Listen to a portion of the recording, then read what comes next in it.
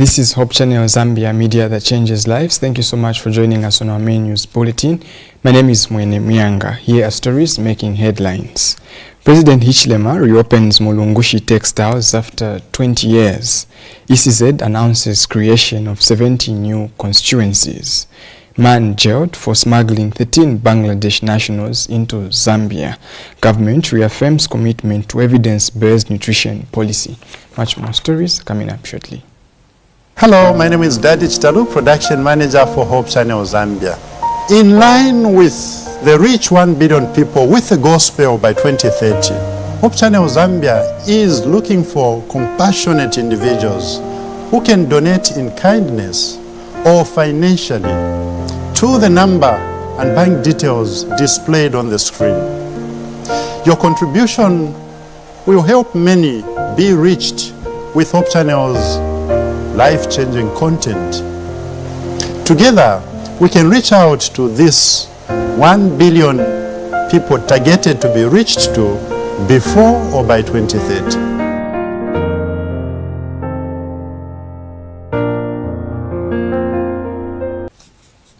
Let's get the details. President Hakainde Hichilema has officially reopened the Zambia-China Mulungushi textiles plant in Kabwe, describing the revival of the facility as a symbol of economic renewal, job creation and industrial transformation. Speaking during the reopening ceremony, President Hichilema expressed satisfaction at the resumption of the operations at the facility, which had remained dormant for nearly 2 decades. He described the long period of inactivity as a loss to the country, noting that the underutilization of such a strategic asset represented missed economic opportunities. The head of state emphasized that the revival of the textile plant is expected to stimulate cotton production, strengthen local value addition, and create both direct and indirect employment opportunities across the value chain. President Hichilema further highlighted that the project is a joint venture between Zambia and the People's Republic of China, underlining what he called a strong bilateral cooperation in driving industrial development. He also pointed to broader government efforts to restructure and revive key assets across the country, including investments in manufacturing, mining, and infrastructure as part of a wider economic transformation agenda. Revival of Mulungushi is a revival of many things. There was an assumption that Kabwe was dying. It was a dead town. We never saw Kabwe as a dead town. We saw Kabwe as a sleeping giant. We are just awakening Kabwe. That's how we saw Kabwe. Kabwe oye! Kabwe oye! This business, as you have heard already, is a joint venture between the People's Republic of China and Zambia, our government. Zambia means 21 million people. So this factory here, this plant is owned by the people of China and the people of Zambia together. Arena Zambia. This is your business.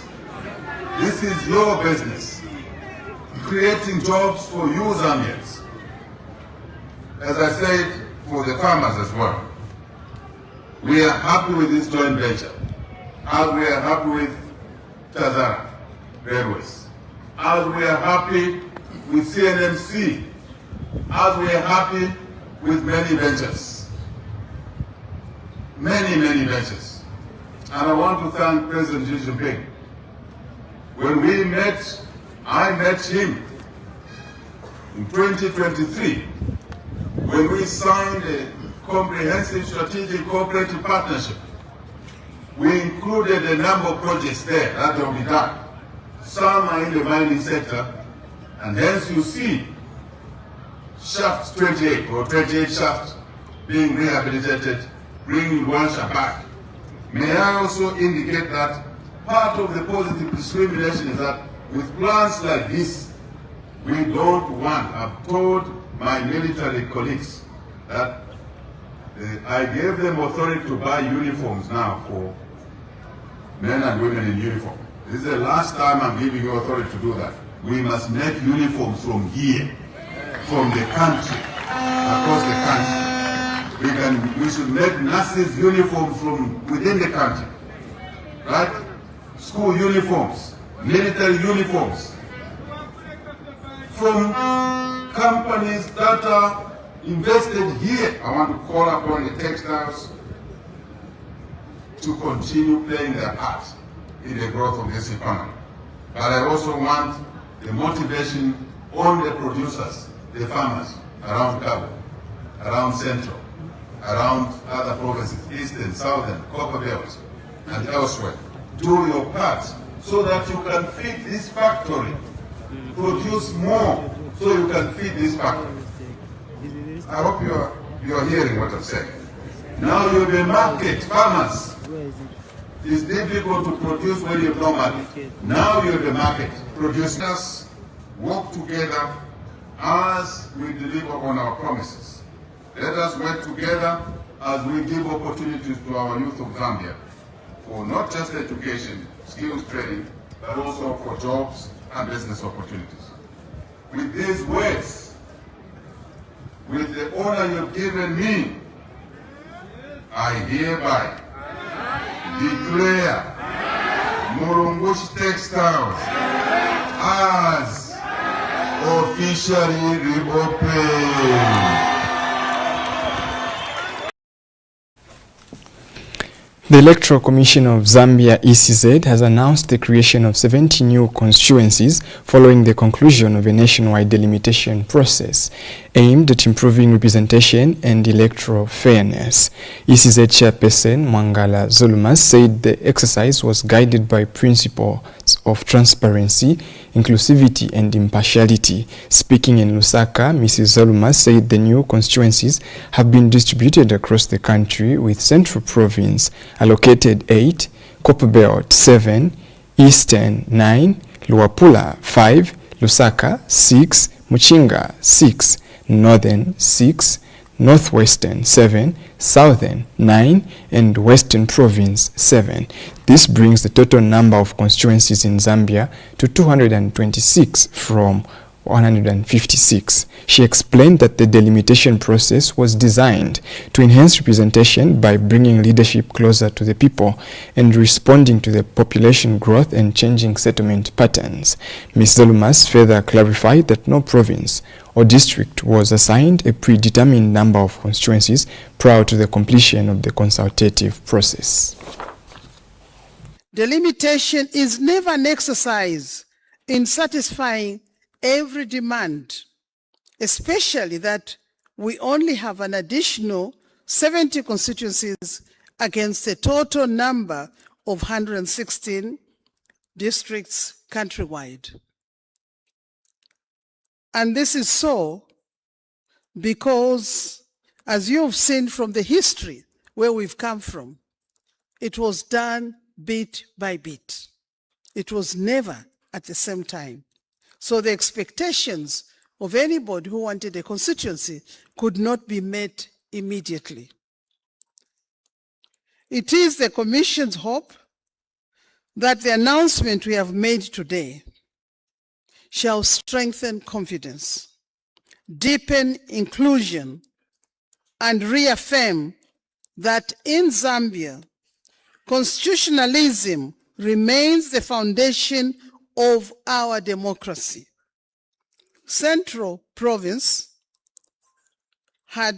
currently it has 15 constituencies. With the addition of 8, it comes to 23 constituencies. Copperbelt has 22. With the addition of 7, it comes to 29. Eastern Province has 20. With the addition of 9, it comes to 29. Luapula has 15. With the addition of 5, it comes to 20. Lusaka Province has 12. With the addition of 6, it comes to 18. Muchinga Province had 8, only 8 constituencies. And what has been added on Muchinga is 6. Now, with the addition of 6, that comes to 14 constituencies. Northern Province had 13, 1-3. With the addition of 6 again, it comes to 19. Northwestern had 12. With the addition of 7, it comes to 19. Southern Province had 20. With the addition of 9, it comes to 29. Southern Province, Western Province had 19. With the addition of 7 comes to 26.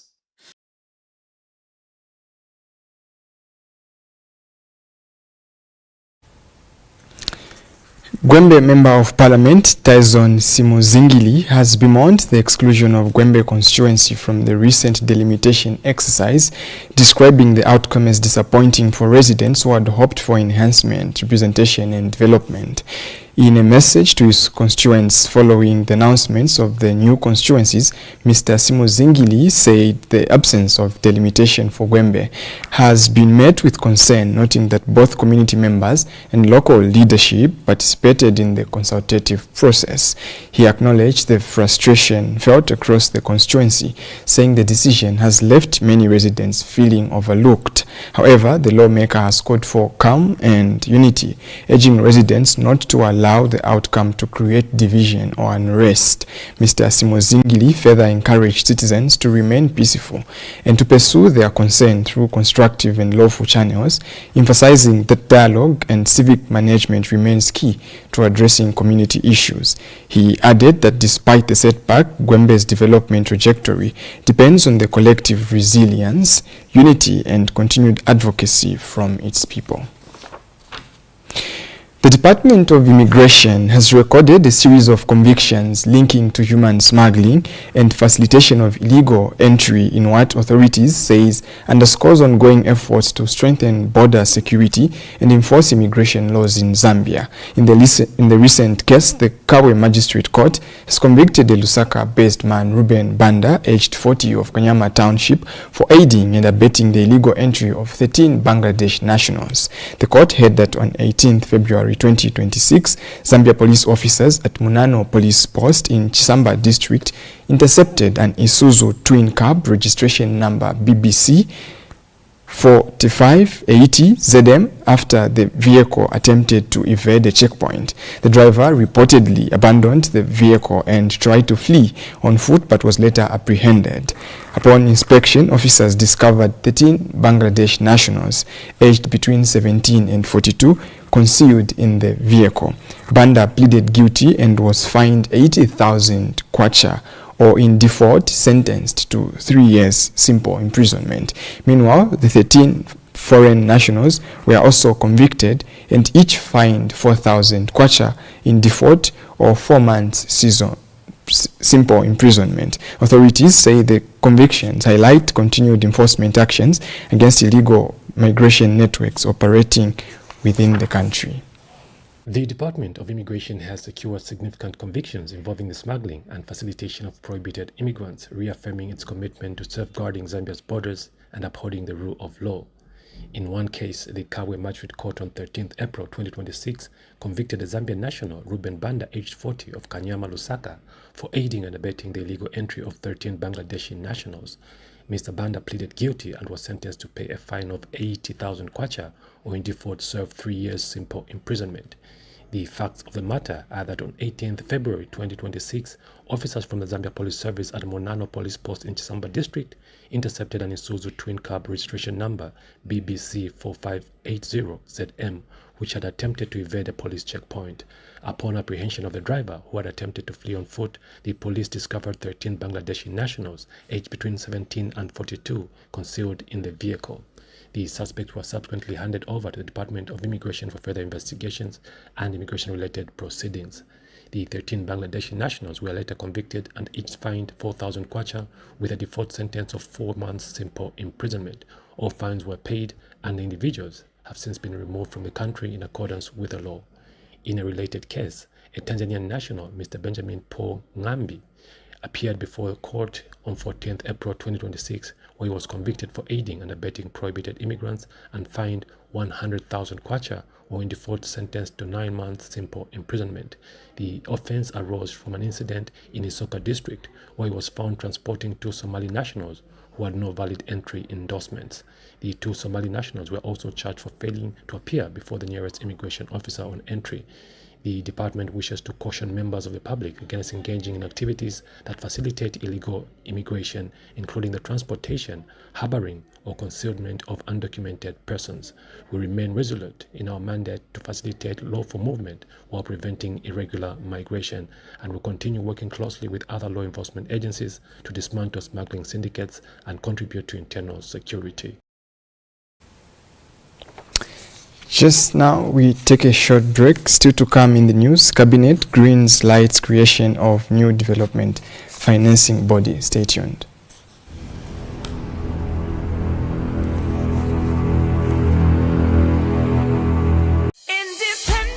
Did you know that you've got the right to complain against any radio or television broadcast?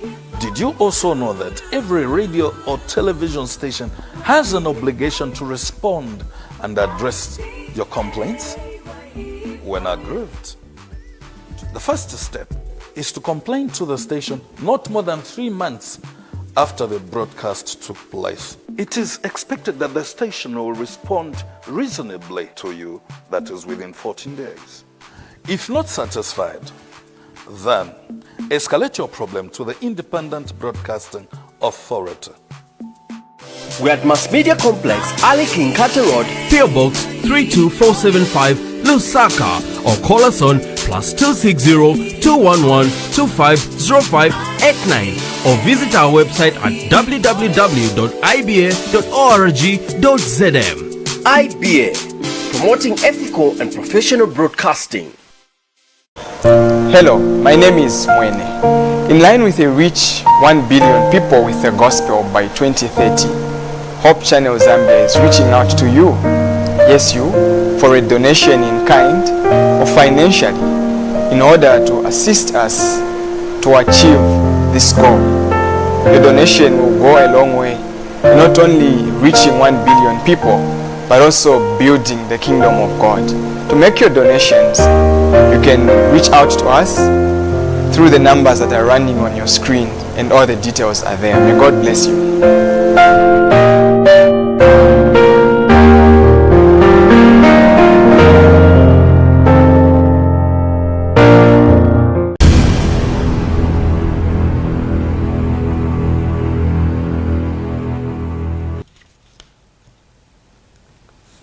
We continue with the rest of the news. Government has approved a series of key policies, legislative and developmental decisions aimed at strengthening governance, economic growth and national development following the 60th Cabinet meeting held at State House.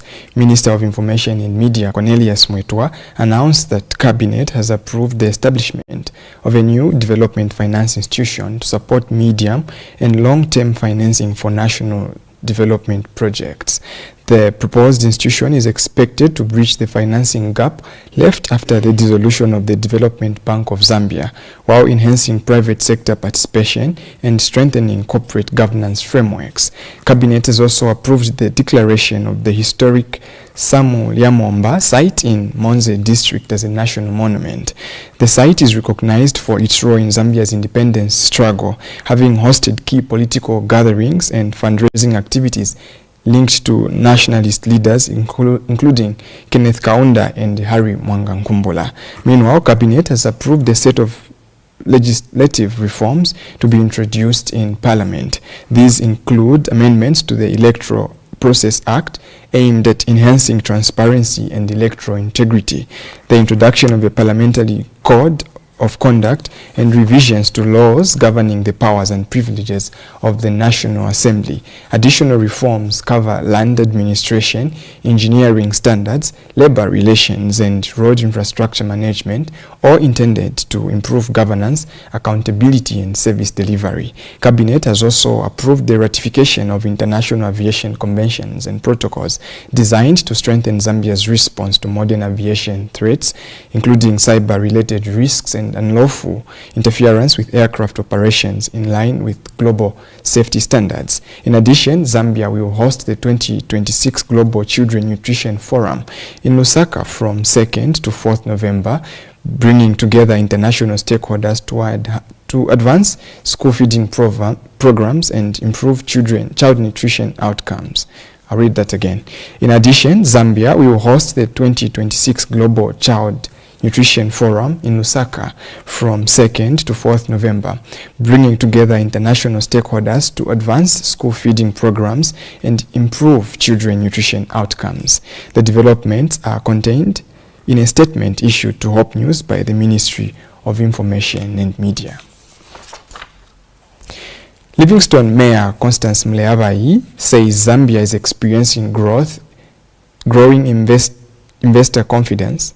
Livingstone Mayor Constance Mleabai says Zambia is experiencing growing investor confidence, which she attributes to President Hakainde Hichilema's leadership and the country's improving economic outlook. Speaking during a public event in Livingstone, Ms. Mleabai said government's economic reforms, fiscal discipline, and engagement with the private sector are positioning Zambia as an increasingly attractive investment destination. She noted that rising investment levels in key sectors reflect renewed confidence in the economy and the country's readiness to transition to a more dynamic 24-hour economy. The mayor further emphasized that improved access to essential services, particularly transport infrastructure, remains critical in unlocking economic growth and enhancing trade, tourism, and entrepreneurship access across communities. Allow me at the outset to extend my sincere gratitude and appreciation to the Republican President, Mr. Hakainde Hichilema, for his visionary and disciplined leadership.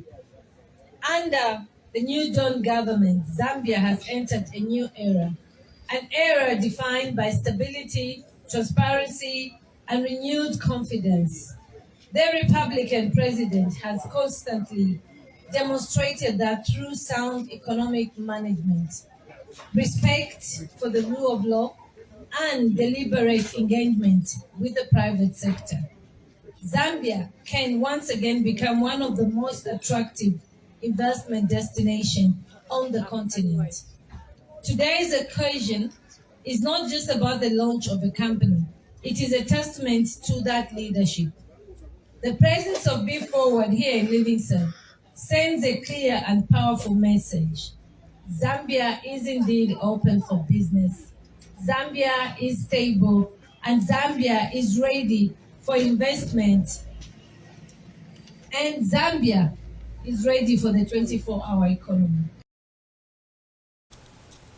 Government has reaffirmed its commitment to strengthening evidence-based decision-making in addressing Zambia's nutritional challenges. Speaking at the National Information Platform for Nutrition NIPIN Zambia Legacy event, Permanent Secretary for Administration at the Office of the Vice President, Lillian M. Kapusana, said the country is transitioning from externally supported systems to nationally owned mechanisms for data-driven policy implementation. Ms. Kapusana noted that platforms such as the National Information Platform for Nutrition have enhanced coordination, enabling government to move from fragmented data collection to targeted evidence-based informed decision-making. She emphasized that sustaining such systems will require deliberate investment, strong institutional leadership, and integration into national planning and budgeting process. Ms. Kapusana further stressed that addressing malnutrition, particularly stunting, which affects a significant proportion of children, demands precise, data-backed interventions and strengthened collaboration across sectors. She has since called on cooperating partners, academia, and civil society to support long-term capacity building and align efforts with national priorities to ensure full ownership of nutrition data systems. On behalf of the government, I wish to reaffirm our commitment to strengthening evidence-informed decision-making across sectors, to supporting the institutionalization of NIPIN within national structures, to enhancing collaboration between data producers and policymakers. I And finally, to ensure that evidence directly informs planning, budgeting, and implementation. We recognize that sustaining NIPE will require continued coordination, strategic investment, and strong leadership across institutions. For government officials, we have no choice. The President of the Republic of Zambia has led the way. There is very high level of political commitment, and so matching orders have been given to us in all areas that are helping to promote food security and nutrition, and also reducing malnutrition. Our call to all stakeholders. So to all our cooperating partners, I wish to express our sincere appreciation for your support. As we move, we encourage you to continue supporting Zambia in ways that reinforce national systems, not parallel structures, build long-term capacity, and align with national priorities and ownership. To academias and research institutions, your role remains critical in ensuring that evidence remains rigorous, credible, and relevant. To civil society, you play a vital role in ensuring that evidence translates into accountability and action at community level. I'd like to emphasize community level for all of us. I had the Director of Programs talking about homegrown solutions. Indeed, it's very, very cardinal that our people on the ground are part of whatever we do. Once they own what we are doing, then we are able to assure sustainability. So that is a passionate request.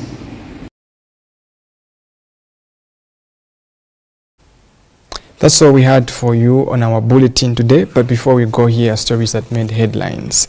President Hichilema reopens Mulungushi Textiles after 20 years. HCZ announces creation of 70 new constituencies. Man jailed for smuggling 13 Bangladesh nationals into Zambia. Government reaffirms commitment to evidence-based nutrition policy. On behalf of the entire production team and crew, my name is Mwene Mianga. Keep watching Hope Channel Zambia, because hope starts here.